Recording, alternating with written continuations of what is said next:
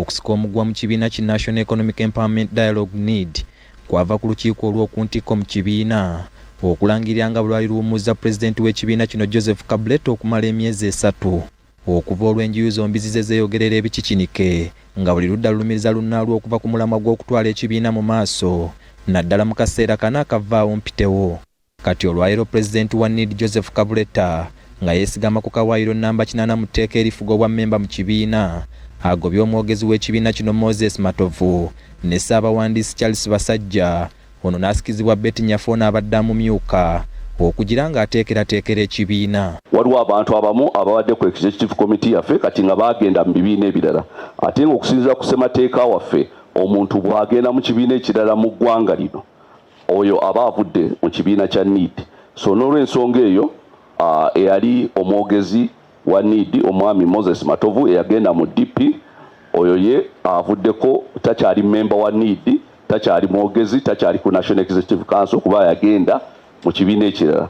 N'omulala ye mwami Basajja Charles abadde Secretary General ng'oyo yagenda mu PLU kati akolera Muhoozi. Kabuleta agamba nti ekigobeza bano kwe kusambisa abiri mu byobufuzi era nti yawandiikidde dda n'akakiiko k'ebyokulonda ku nkyukakyuka zino. Yali amumyuka omukyala gwe bayita Betty Nyafono yagenda okubeera mu kifo kye ekya Secretary General era twawandiikidde Electoral Commission akakiiko ak'ebyokulonda twakawandiikidde ne tubabuulira ensonga zino ezigenda mu maaso n'enkyukakyuka zino ze tukoze era ne bareceiving ebbaluwa yaffe. Ono era ategeezezza nti bannakibiina abeegwanyiza ebifo eby'enjawulo nga Ssaabawandiisi yali yabateerako dda omukono tewali kibalobera kugenda mu maaso na nteekateeka zaabwe. Abantu bonna be yateerako omukono okugenda okwesimbawo wansi wa NED bajja kusigala nga bakandideeti ba NED bw'abanga yabateerako omukono naye okuva nakati talina buyinza kuteera omuntu yenna mukono ogenda kwesimbawo nga NED. Bo bannakibiina ababiri abagobeddwa baliko bye boogedde.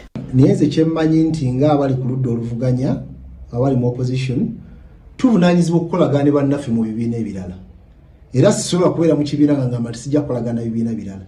Naye ate ye ensonga gy'aleese agambye nti twava mu NED ne tuyingira mu kibiina kya DP. Awo nno njagala kumusoomooza naawe munnamawulire ofuneko okwogeraganya ne Secretary General wa DP omubuuze Matovu yayingira mu DP kaadi ye eri namba ki? Mukulu Basajja n'agamba nti yali mu PLU era gy'ateetera nayo ali mu lugambo. Ebyo nga bikyaliawo mu lukuŋŋaana lwa bannamawulire lwe lumu. Kabuleta era asabye waddemu okubaawo okukubaganya ebirowoozo eri abo abeegwanyiza entebe y'obukulembeze bw'eggwanga nga bwe gwali mu mwaka gwa 2016 okwawula abalenzi ku basajja. Baddemu bakole debate olumala okusunsulwa ne bategeera abaani abayiseewo okwesimba ku bapulezidenti twagala debate at least 2 ekyo tukisabanga aba NED era nange nkisabye nga Kabuleta. Dennis Ntege, BBS Telefina, Gambuze.